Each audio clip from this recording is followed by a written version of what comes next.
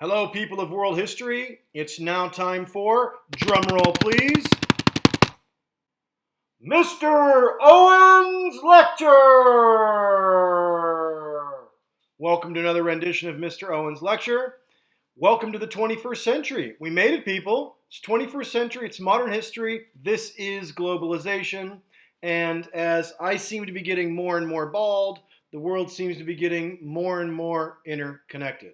And that's what we're going to be talking about today. Not my baldness. No, we're going to be talking about globalization. And the definition of globalization literally is the increasing interconnectedness of the world.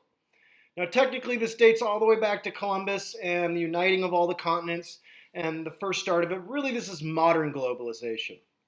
And the biggest impact of modern globalization, what do you think? Did you guess the internet? If you guessed the internet, man, you're right, you're on fire. The biggest impact on globalization has been the internet. Story time break! All right, guys, I know some of you love my story time, so here's story time. I remember the first time I went on the internet. Now, as old as you think I am, I'm not that old, but I did grow up before everybody had a computer. You see, in the 80s, computers were super expensive. For a little tiny computer that didn't do much, you're looking at like $2,500, which back then was probably like $7,000 or $8,000 now. So not a lot of people had them, and they couldn't do a whole lot. But when I was in 6th grade in the mid-90s, my school got some huge grant from the state of California.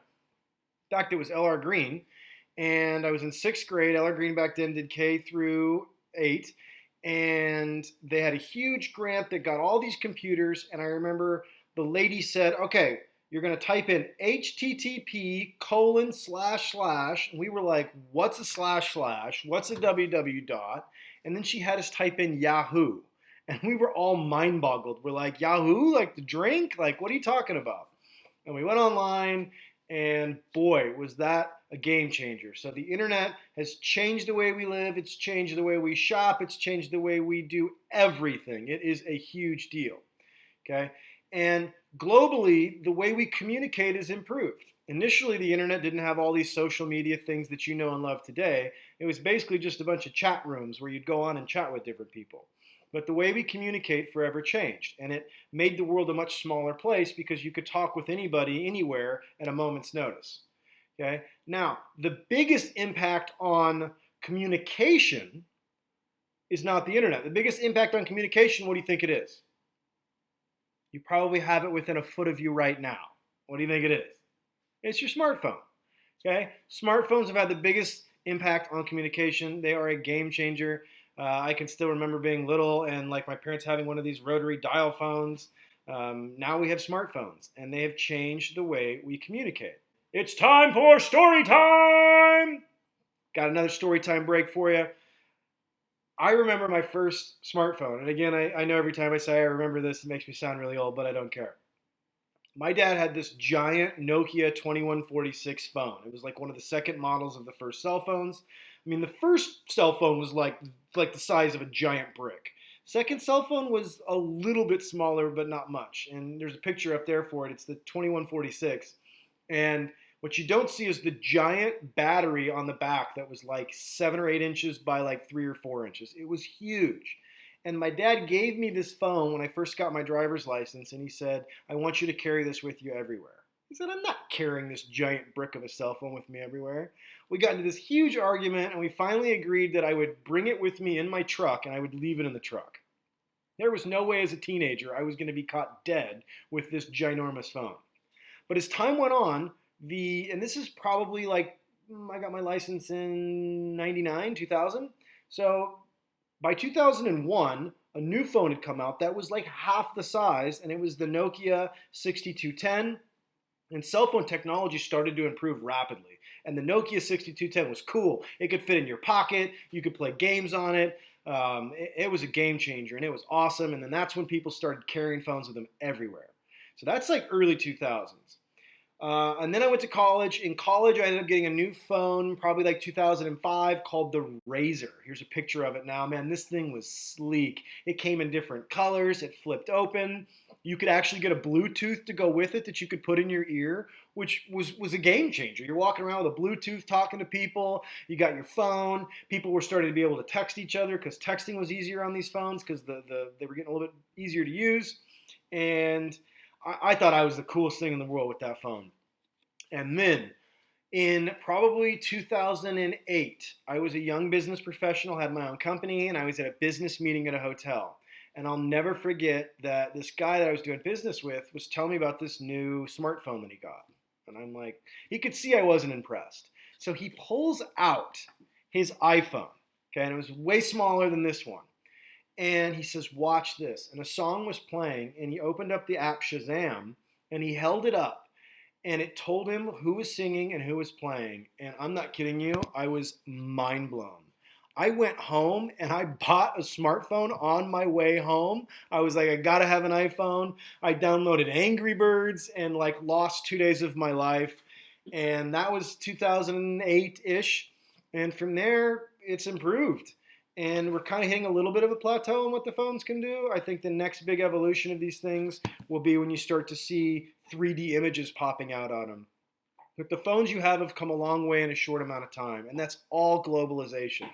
Okay, another huge part of globalization is the way we trade. There's a thing called free trade, which is essentially buying and selling goods between companies and private individuals. Let me give you an example. If you had some serious coin on you right now and you wanted to go buy a BMW, you could go to the car dealership and you could go buy a BMW, right? That's a private company in Germany that makes these cars. You're a private individual and you're buying a car. That's free trade. You can do what you want. Okay? This has opened up a lot of things, and countries are starting to become interdependent on each other, and they're trading all these things. So when you're trading with a country, if you think it's unfair or you don't want too much of their products coming into your country, you can include what's called a tariff. And a tariff is basically like a tax. So for example, I went to Ireland years ago when I was in college, and I saw all these people with Harleys. I found out in Ireland, Harleys are super expensive because we import them from the United States to Ireland. But they're collector's items, people want them.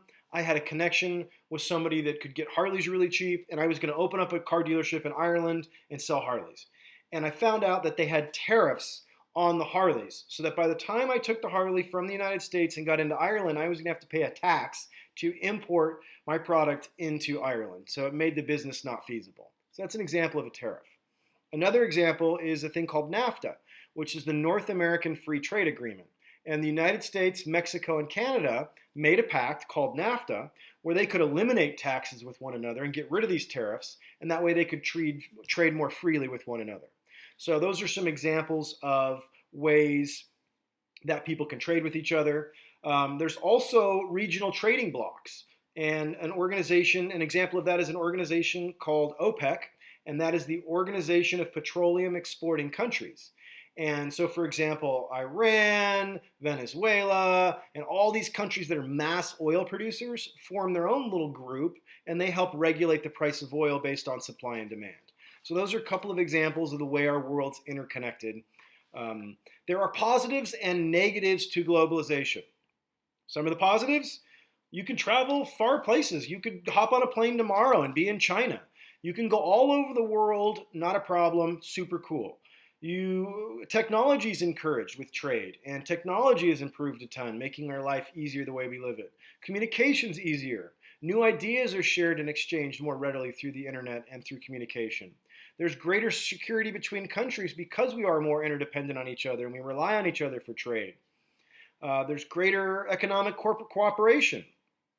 And nations are more interdependent on each other, like I said. And that's a positive, but it can also be a negative. So let's transition into the negatives.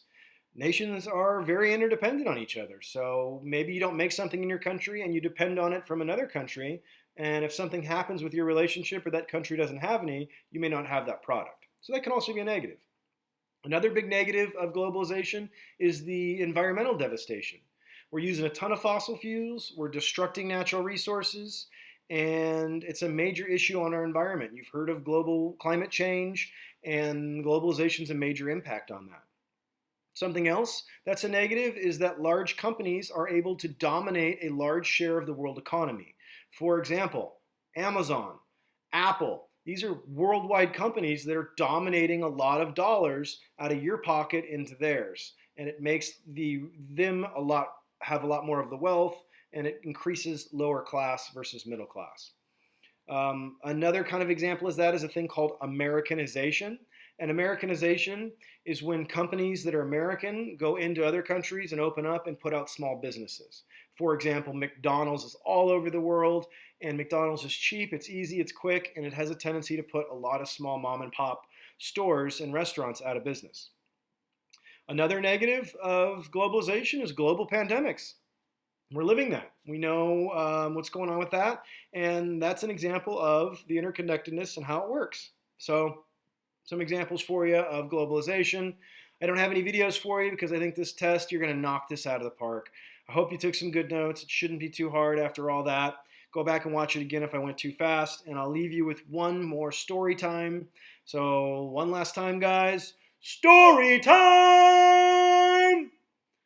So when I was a kid, if somebody said, hey, we're moving, and they moved out of the city and they went to another state, they were gone from your life. Like, unless you were going to write them a letter through the post office, you didn't see or hear from them again. It was a major deal. I can remember one time growing up, we called a classroom from Japan and like chatted with them, and it was like the biggest deal. Now we are so connected. If you have a friend tomorrow said, hey, Mr. Owen, I'm leaving. I'm going to Washington. I'm moving to Seattle. Well, easy to stay in touch with them through Facebook, through Instagram, through Snapchat, through TikTok, whatever you're using, and your cell phone. You can text them. It's not an issue. So the way our world has become interconnected is super cool, and it's something that sometimes I think we take for granted, and especially your generation really never knew a world where that didn't exist. So hopefully you enjoyed some of my stories. It didn't make me look like too much of an old fogey. And I hope you guys have a wonderful summer. If you've passed all my tests, congratulations. I hope I did my job and instilled a little bit of love of history for you, or at least showed you that it connects and it repeats itself, and it's actually pretty cool, and it's something that you should pay attention to. Have a great rest of your day, guys, and a great summer. I'll miss you.